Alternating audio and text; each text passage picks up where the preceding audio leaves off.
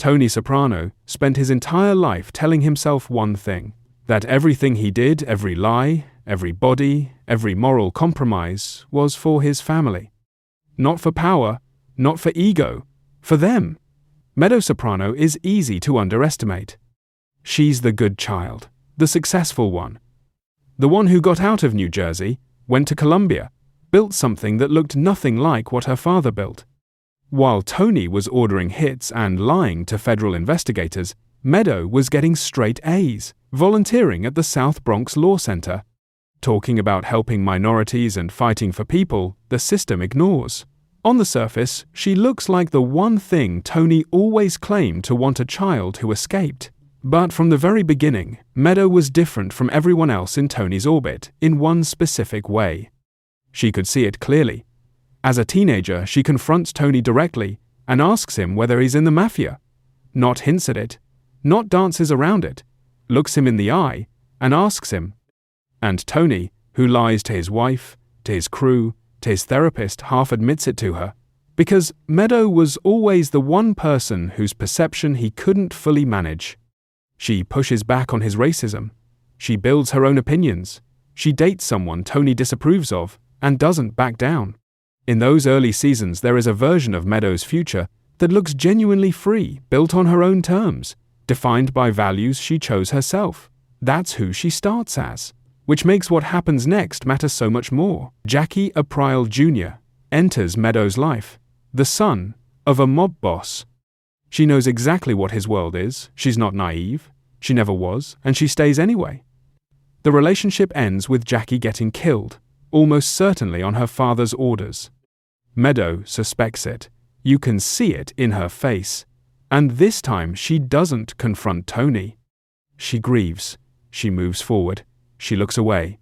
That is the first moment where the girl who always saw clearly decides that seeing clearly is too costly.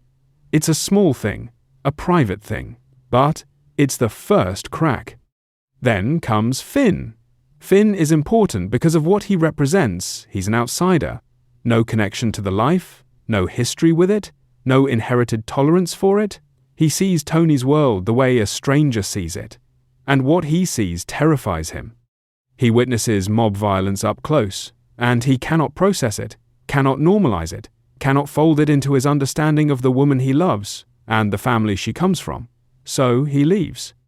And here is what the show is quietly telling you in that moment.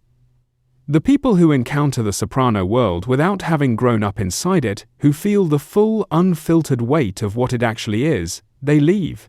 Every time. Because they have no reason to stay, Meadow doesn't leave.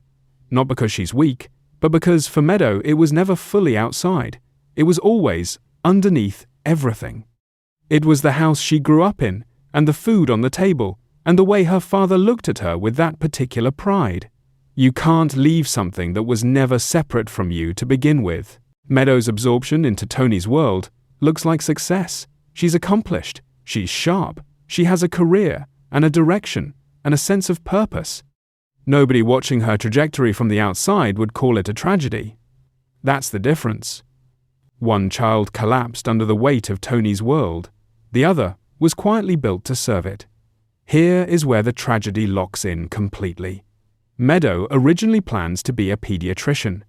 Then she moves towards civil rights law pro bono work, helping vulnerable people, the kind of career that matches the values she spent her college years building. Then she watches the FBI arrest her father. And something shifts. She reframes everything she witnessed growing up, the surveillance, the wiretaps, the federal pressure, the arrests, as ethnic persecution. Italian Americans being systematically targeted by a biased institution, and she decides to become a lawyer to fight back against that. She believes this genuinely. That is the crucial thing to understand. She is not being cynical. She is not consciously choosing the mob over her principles.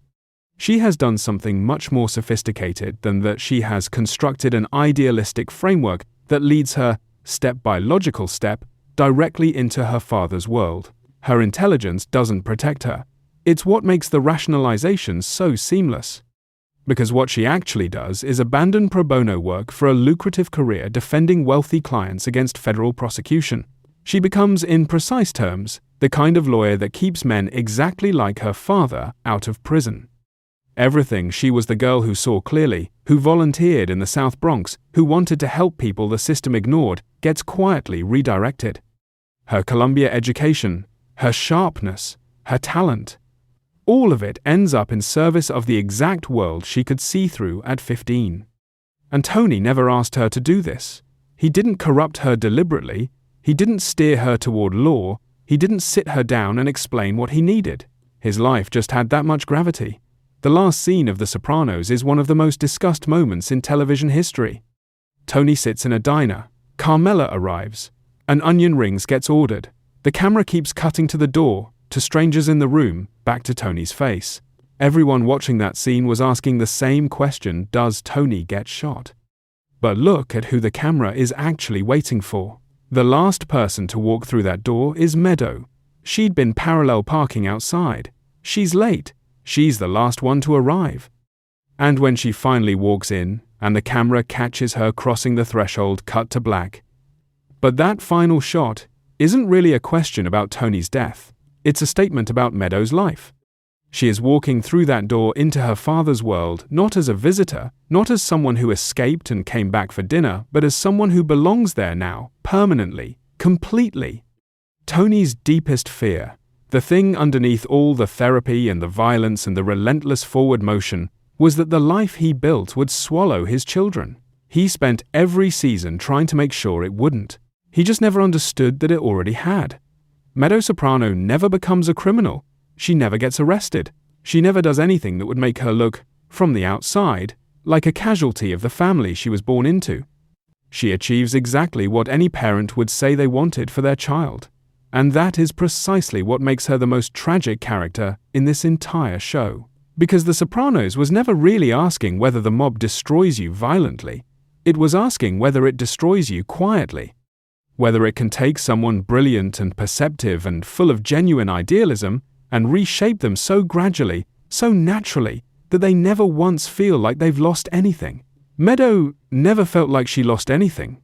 That's the answer.